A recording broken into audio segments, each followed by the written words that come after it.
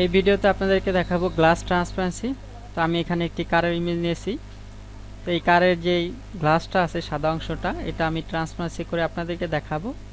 তো তার জন্য আমি ইমেজটি যে পাত করে রেখেছি আগে থেকে, এবং যেই জায়গাটা আমার ট্রান্সপারেন্সি হবে সেটাও আমি পাত করে রেখেছি। তো এই জায়গাটা আমি ট্রান্সপারেন্সি করব। তো প্রথমে কিবোর্ড থেকে কন্ট্রোল জে টিপ দিয়ে একটি লেয়ার নিব।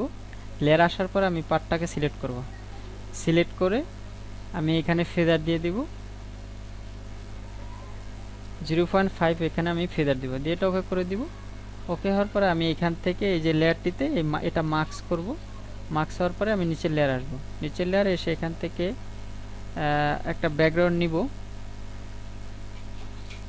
এখানে আমি হোয়াইট ব্যাকগ্রাউন্ডটি সেট করব। হোয়াইট ব্যাকগ্রাউন্ডটি সেট করে এটা ওকে করে দিব। ওকে হওয়ার পরে তো আমি এই দুইটি লেয়ার অন অফ করে দিব।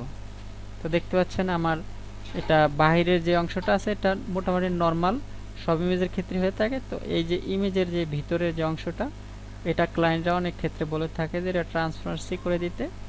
তো এটা আপনাদেরকে করে দেখাবো। তো আমি এখান থেকে পার্টটাকে সেমভাবে সিলেক্ট করলাম। এখানে আমি ফেদার দিয়ে দিব।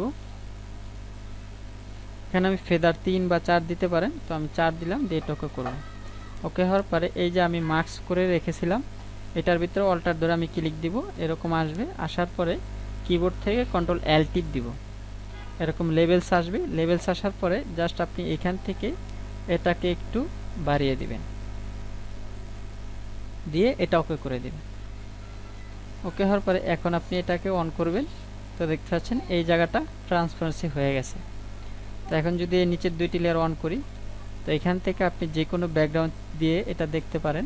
অন্য ব্যাকগ্রাউন্ড দিয়ে যদি এই যে দেখতে পাচ্ছেন এখানে কিন্তু ব্যাকগ্রাউন্ড শো করতে আছে, অন্য ব্যাকগ্রাউন্ড, সাদা ব্যাকগ্রাউন্ড বা রেড কালার। তো এই হচ্ছে বিষয়। তো এইভাবে আপনারা যে কোনো এরকম গ্লাসের ইমেজগুলো ট্রান্সপারেন্সি করতে পারেন।